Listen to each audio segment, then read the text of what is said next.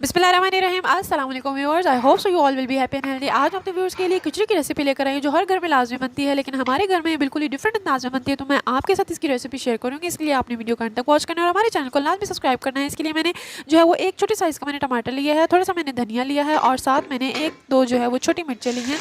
इन सब का जो है मैं हल्का सा फ्राई कर लूँगी और साथ मैंने एक मीडियम साइज़ का प्याज लिया है।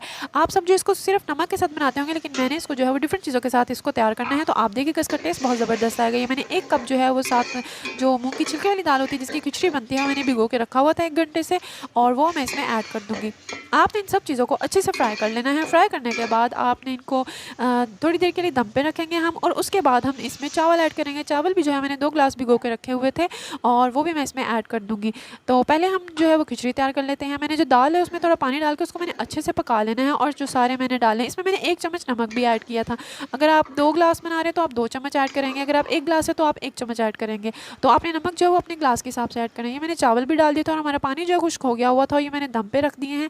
और आप देखिएगा कि आपने इसको 15-20 मिनट के लिए दम पे रखना है, और जब दम से आप उतारेंगे तो आप इसको खा के मुझे बताइएगा कि इसका टेस्ट कैसा आएगा, क्योंकि इसमें मैंने मिर्ची ऐड की है। सब लोग जो है सिर्फ नमक के साथ बनाते हैं, लेकिन मैंने ये खिचड़ी में जो है वो एक नया तड़का लगाया है प्याज का और मिर्चों का।